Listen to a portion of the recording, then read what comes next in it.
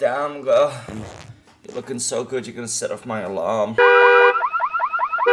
Hello, sexy people. I've returned from vacation, and I haven't missed you. Well, that's true and also not at the same time, because on the one hand, I desperately needed to get away from your ugly faces. But on the other hand, the vacation spot that I went to, well, let's just say I lived in a third world country for the majority of my life, and it was worse than that. Now, because I am no longer there, is the dog's humping a teddy bear. I am proud to announce that the shithole I came from was the country of Turkey. I'm gonna bum rush the reason why I hate it, because obviously people who are new to this channel are gonna get a bit irritated that I'm not already talking about Jordan Peterson. 1. Food. Not good. Honest to God, I had the runs for 5 days in a row, and I'm still not fully recovered from it. But my asshole looks like a cat's tongue. Kebab is the only thing that's edible in that country, and I'm still angry about it. Also, they're obsessed with meatballs. 2. The people are nice, but also not nice. The entire country is seemingly out to get the money out of your wallet as quickly as possible. The amount of times I had to say no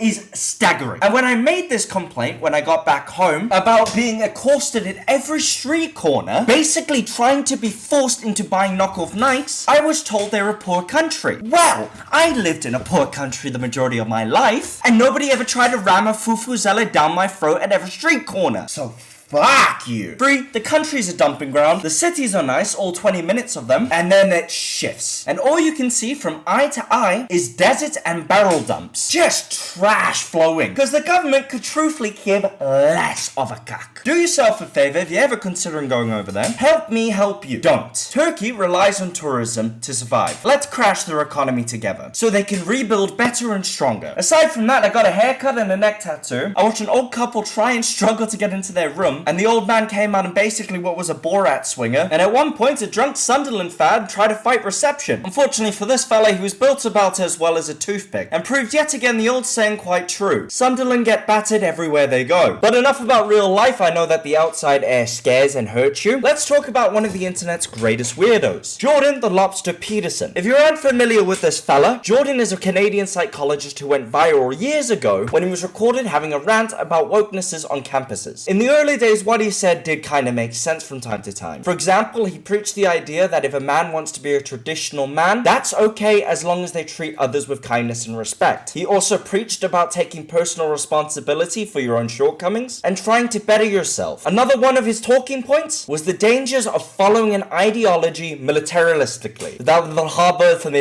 as in following something too in extreme can sometimes do more damage than good, meaning specifically in his case challenging his freedom of speech by trying to shoot him down. Unfortunately for Jordan, since his golden era, much like my nutsack, his reputation is too sagged and withered. Years of battling the quote-unquote woke enemy, which doesn't really mean anything, as we all learned from that recent interview. Would you mind defining woke? Because it's come up a couple times, and I just want to make sure we're on the same page.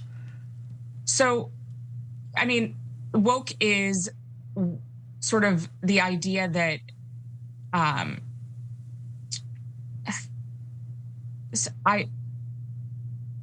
this is going to be one of those moments that goes viral. Don't worry, I will talk about that soon. Has made the man go a little bit screwy. And after his ban off Twitter for a legitimately transphobic rant, he finally did a backflip off the deep end, releasing that insanely cringe video where he seemingly acted like a video game villain. It is clearly the case that I did not promote violence against or threaten anyone.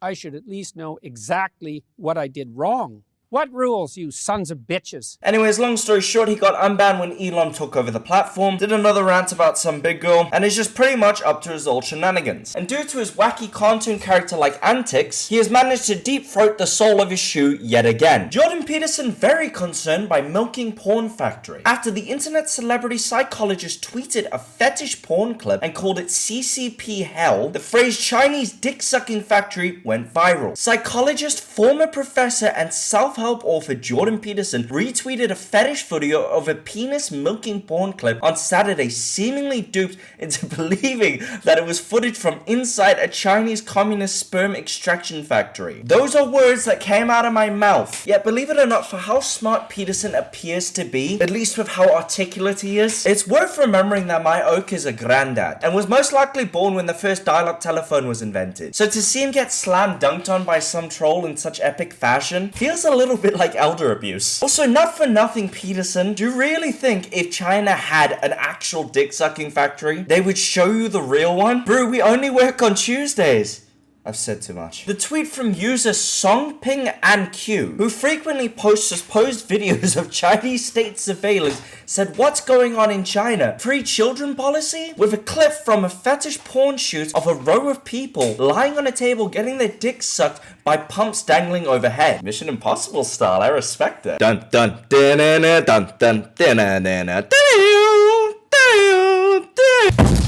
Also, another point to Peterson on this. I didn't even know this was a type of fetish. I never even heard of this until today. How are you expected some traditional Canadian to even conceptualize the idea that this kind of thing is out there? The only way this man has ever made love his entire life is direct eye contact and heavy breathing. I'm about to bust. What do you mean I can't? What? Rouse, you son of a bitch. Oh, sorry. Peterson quote tweeted it, writing such fun and unbelievable techno nightmare CCP hell. The implication, it seems, is that the Chinese Communist Party is running a dystopian bondage forced ejaculation clinics or something. The tweet and Peterson's response instantly went viral, with the moment earning its own Know Your Meme page. In what has to be record time, Songping and Q apologized a few hours after Peterson's quote tweet, saying that they stumbled into the video on WeChat and believed it to be a real sperm bank. Oh god, I wish I could show you the actual image. Imagine the Matrix when they're like laying in the chairs and something in this shape and size but completely see-through dangling from the ceiling. That's the only indication you're gonna get from me. Happy googling. Some sperm banks in China do use machines to help people jerk off into cups, but those look a lot more sterile and are basically motorized fleshlights housed in plastic, not the Matrix green fetish milking room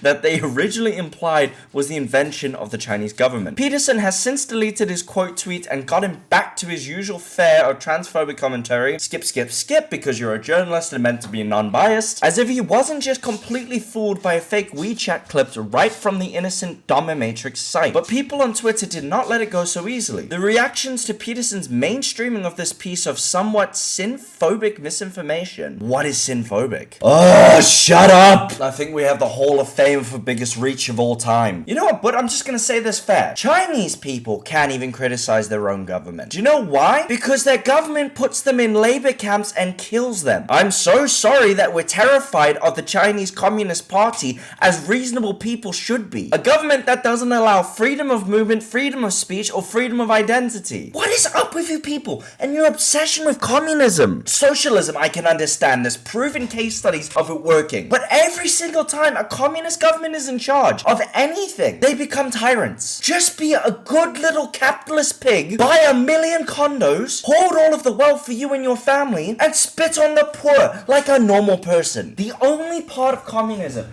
I can accept is where all of you, because I say so, legally have to subscribe. God, it's good to be back. I needed that rant. It's better than sex. Oh, I love screaming at people on the internet so much. It makes me feel powerful and superior. That's all I have to say this time, guys. Love you all. See you later. Bye-bye.